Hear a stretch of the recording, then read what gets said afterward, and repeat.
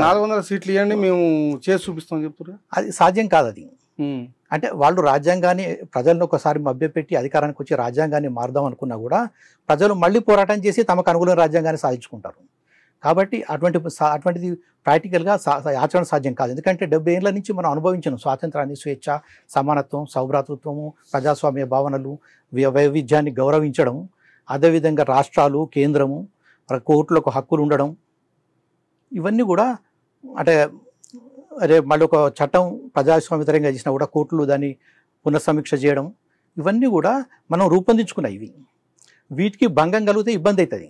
ఇప్పుడు ఆర్టికల్ 3 పెట్టినరు తెలంగాణ, దాని ప్రకారమే ఏర్పడ్డది.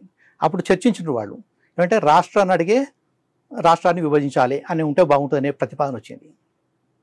వద్దు అన్నారు. ఎందుకన్నారు?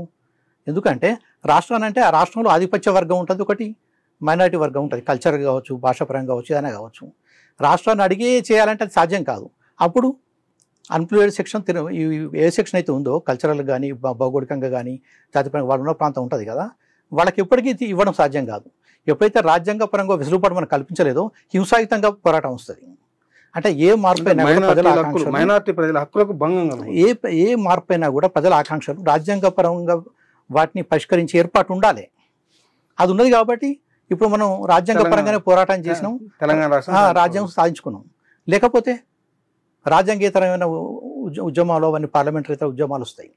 అంటే ఎప్పుడు కానీ రాజ్యాంగం మారుస్తాం అంటే మా చేతుల పని కాదు. అది ప్రజలు మన దాన్ని మార్పులకు వ్యతిరేకంగా పోరాడాల్సి వస్తుంది, సంక్షోభాలు వస్తాయి.